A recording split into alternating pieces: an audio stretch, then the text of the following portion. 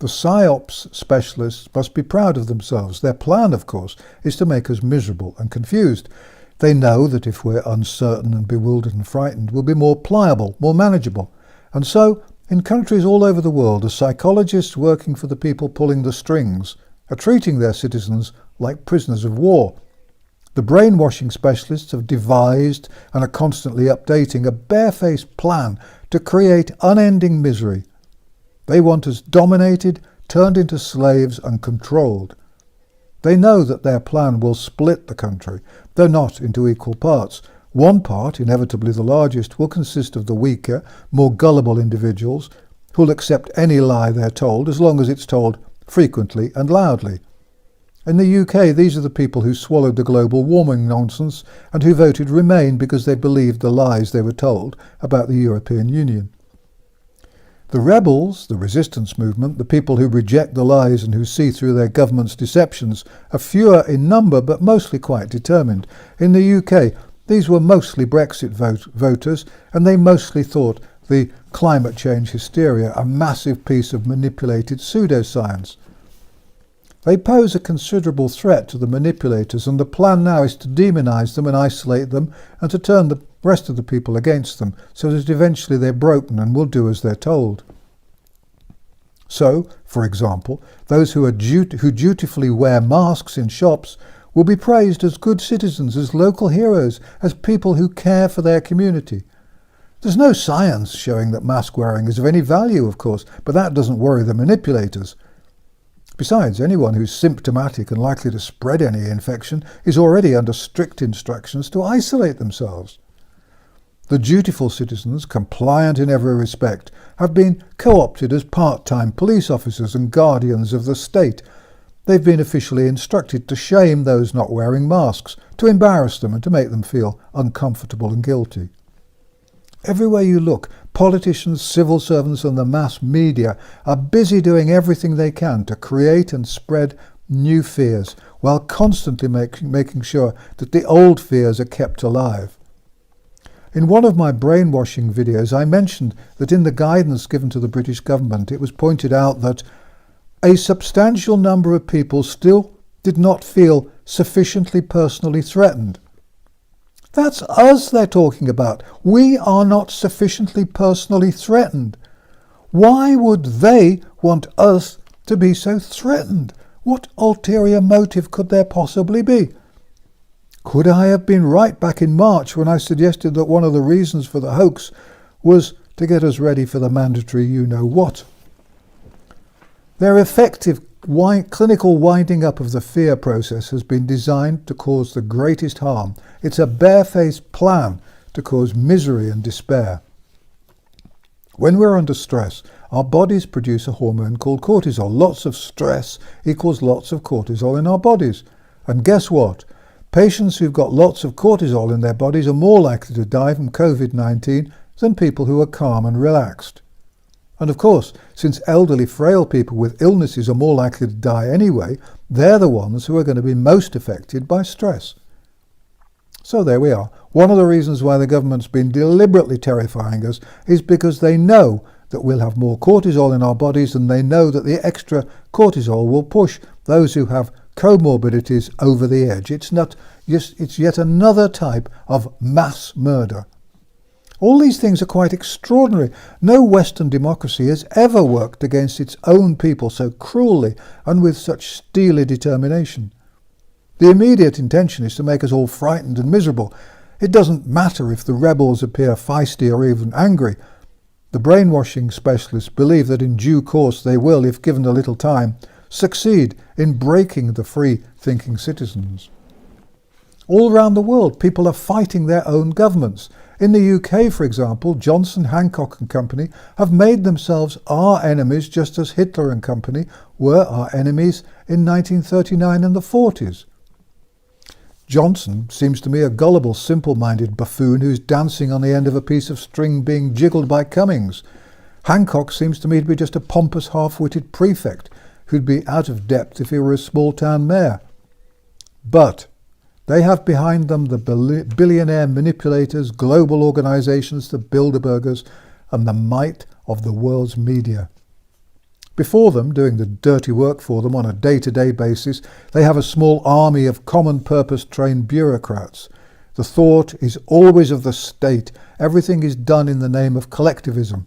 Individual and democracy are as out of date as cloche hats and feather boas. The only hope for us, the rebels, is that we can succeed in converting some of the fearful and dutiful citizens to our point of view. To do that, we must counter the misinformation as best we can. We have to hope that in the fullness of time we'll be able to gather to our side enough citizens so that we become a majority, or at the very least a sizable and vocal minority. It's tricky, of course, and it's going to get ever more difficult, because those of us who see through the absurd lies and spot the manipulations are facing the entire might of the state apparatus, combined with and supported by a compliant media which has willingly suppressed the truth. The reporting of this massive takeover of the world has been a disgrace.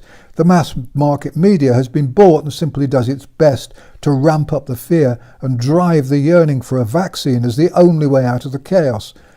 The media have been paid to promote the lies, and by slanting the news and consistently repeating the same threats, they're doing their job very effectively.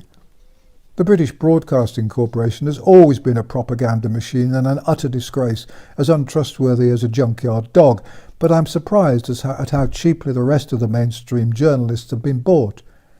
During the lockdown, newspapers and magazines were full of articles by journalists writing about their experiences under house arrest. They described how brave and resourceful they were. They gave us intimate details of their dinner parties and productive business meetings conducted by Zoom. They showed us film of their silly dances, and they gave us lists of all the books they'd read, the films they'd seen, and the foreign languages they'd learned. They wrote about the coronavirus crime as though it had been a great adventure, a weekend's glamping expedition in darkest Snowdonia, or a sleepover with chums. Now the same writers are showing us how to turn our masks into fashion accessories. They're trying to normalise the distinctly abnormal. They're pouring verbal acid on anyone who goes into a shop without a mask. They say nothing about the contradictions, the absurdities, and the way the science is being ignored whenever it's considered inconvenient. They lie about the dissenters, and when that doesn't seem to be working, they simply ignore whatever truths are unearthed. The only radio show I've appeared on for years is the Richie Allen Show, a beacon of honesty in a wilderness of deceit. Each morning I wake up thinking I must have imagined what's been happening, and then I realise that I haven't been living in a bad science fiction movie. The nightmare in which we're living is true. But is this purgatory or some dark hinterland between life and death? I wonder often how many million people are contemplating suicide as the only way out of this obscene piece of global manipulation. The mass media announced with great excitement that retail sales had rebounded since the end of the lockdown. Imagine that. Shops are open and people can leave their homes, and the chattering classes are surprised, amazed and delighted that retail sales have gone up a little bit. The plan, of course, is to get rid of all high street shops and shopping centres so that we do all our shopping online. In the UK, planning laws have been changed to make it easy to turn a shop into flats. The fact is that the social distancing will help destroy bricks and mortar shops, the absurd markings on the floor, the inconvenient one-way systems which vary from the impractical to the incomprehensible to the downright annoying, the bottles of hand sanitizer placed by the door with the command that the goo be used before entering, the queues outside as shop staff limit the number of customers within the shop, the growing refusal to accept cash, with advice being given to shops on how to take advantage of all the ways to sell things without using cash. I predict, by the way, that the one country in the world where cash will remain popular may well be Colombia, where some businessmen, I'm told, have large stocks of cash to get rid of. And then there's the masks. Oh yes, those nasty little masks. There are some shop staff who now refuse entry to those not wearing masks. Others insist on questioning customers, demanding details of their medical history. It's impertinent, it's humiliating, and it's going to drive shoppers away. Shop owners and shop assistants who don't realise what's happening will be closed before Christmas. When you shop online, of course, there are no queues, no social distancing commands, no nasty skin sanitizer to give you a nasty skin rash, and no need for a mask. You have to pay by card, it's true, but you probably have to pay by card in a shop now. And at home, you can make yourself a coffee whenever you feel like one. The global reset requires us all to do our shopping online, and the plan is to get rid of all small businesses, especially shops. It's working, damn it. Even charity shops are closing their doors. Incidentally, and aside, some shop assistants have been ordered by their bosses to wear masks, and some have been very distressed, unable to breathe, especially on warm days. 8 hours in a mask is not pleasant. I can't believe this is legal. I strongly suggest that assistants told that they must wear masks contact their trade union for clarification. And there's no room for fun in our future either. That's why the rules governing pubs and restaurants are so absurd. Anyone wanting to visit a pub will be told to order their drink on a phone app, so the government will know what you order. Presumably those of us who wouldn't know an app if it stood up and barked will have to do without.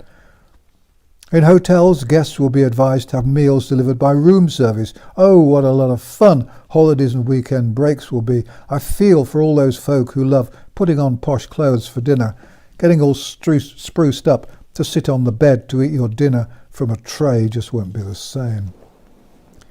There's no room for pleasure in the new world order. We'll be living in high-rise apartments close to our employment. That's the plan. Our shopping will be delivered. That's the plan. Our entertainment will be provided by the box in the corner of the room. No laughing and definitely no thinking. If you think I'm exaggerating, take a look at Agenda 21 and the plans for the global reset. It's absolutely terrifying. And the same sort of things are happening everywhere.